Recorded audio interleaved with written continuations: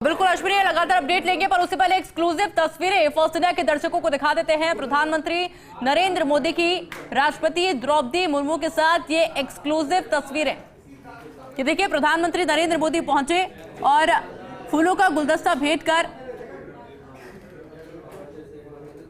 और एक स्मृति चिन्ह भी दिया गया है प्रधानमंत्री नरेंद्र मोदी के द्वारा। हालांकि आज शाम को एक डिनर भी होने वाला है, क्योंकि कुछ देर पहले हम आपको तस्वीरें दिखा रहे थे कि किस तरह से प्रधानमंत्री नरेंद्र मोदी का काफिला राष्ट्रपति भवन पहुंचा था और उसके बाद में प्रधानमंत्री नरेंद्र मोदी राष्ट्रपति द्रौपदी मुर्मू से मिले और कई देर तक चर्चा उनकी फिलहाल देखने को मिल रही है।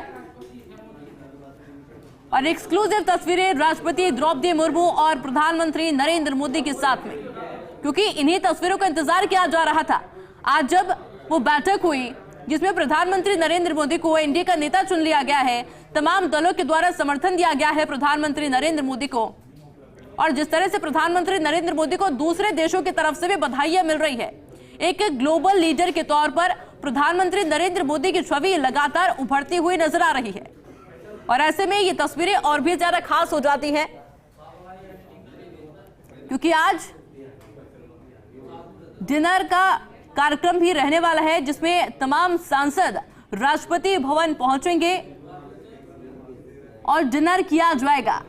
और उससे पहले प्रधानमंत्री नरेंद्र मोदी की राष्ट्रपति द्रौपदी मुर्मू के साथ की ये खास तस्वीरें।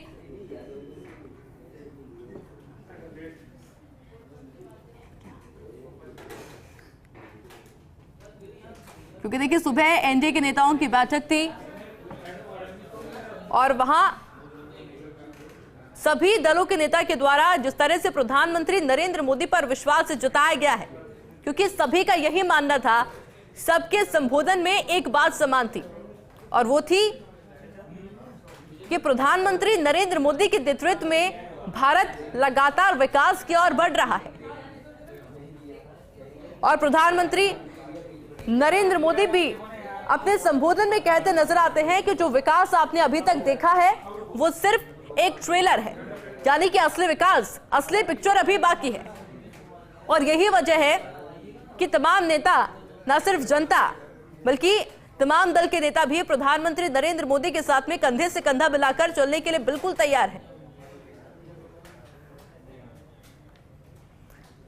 और जिस तरह से चुनाव के बाद में, रिजल्ट के बाद में ये तस्वीरें प्रधानमंत्री नरेंद्र मोदी की अपने आप में बेहद खास,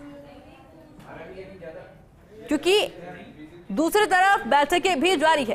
क्योंकि एक तरफ जहां प्रधानमंत्री नरेंद्र मोदी राष्ट्रपति द्रौपदी मुर्मू से मुलाकात कर रहे हैं, मिल रहे हैं, वहीं दूसरी तरफ पार्टी के द्वारा स्ट्रैटेजी बनाई जा रही है, रणनीति बनाई जा रही है आगे की, कि आखिर सरकार बनाने को लेकर आगे की स्ट्रैटेजी क्या कुछ हमारी रहने वाली है। और दो पैरेलल बैठकें इस वक्त जारी है।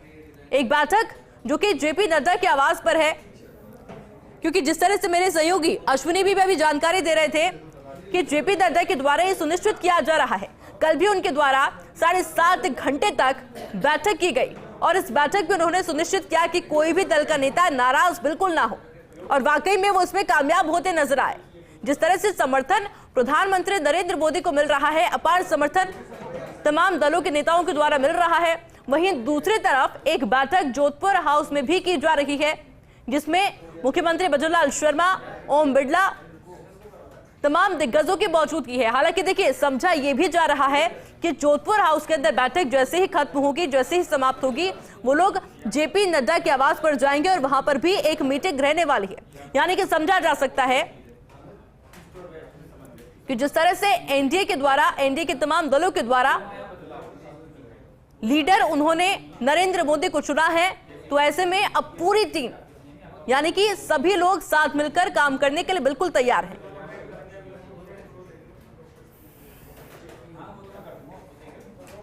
और फिलहाल लगातार खास तस्वीरें,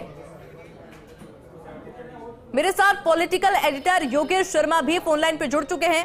योगेश जी, ये बेहद खास तस्वीरें हम दिखा रहे हैं इस वक्त स्क्रीन पर, प्रधानमंत्री नरेंद्र मोदी और राष्ट्रपति द्रौपदी मुर्मू की, किस तरह से देखते हैं आप? देखिए, आज तस्वीरें सुबह से ही बहुत ही खास नजर आ रही। कुछ देर पहले सेंट्रल हॉल की तस्वीर हमने देखी, किस तरह नरेंद्र मोदी को बधाई देते हुए और घटक दल के नेता खासतौर से चंद्रबाबू नायडू और नीतीश कुमार। और नीतीश कुमार ने तो सबके सामने नरेंद्र मोदी का आशीर्वाद भी लिया, पैर भी छुए। तो ये जताता है कि प्रधानमंत्री के रूप में नरेंद्र मोदी का जो कार्यकाल रहा, उससे लेकर तमाम घटक दल थे वो बहुत ही ज्यादा आशान्वित थे, बहुत ज्यादा खुश थे। और उनकी कोशिश यही थी कि ये पूरा जो कार्यकाल रहा नरेंद्र मोदी का, और अब अगले टर्न में उनके साथ काम करने का अवसर मिले। और शायद इसीलिए नीतीश कुमार नरेंद्र मोदी के साथ आए।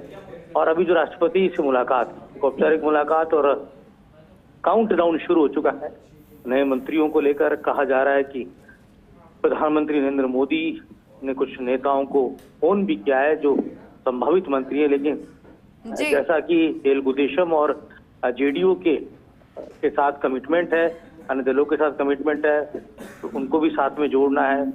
एक एक करके तमाम एक लिमिटेड मंत्रिमंडल शायद मुझे लगता है पहली बार दिखेगा पहले फेज में, उसके बाद आगे बढ़ा जाएगा। तो कहा जा सकता है कि उम्मीद राजस्थान को लेकर बहुत अच्छी है। हालांकि लचर प्रदर्शन यहाँ भारतीय जनता पार्टी का रहा है, मिशन 25 ब्रेक हुआ, लेकिन फिर भी कई बड़े नेता चुनाव जीते हैं।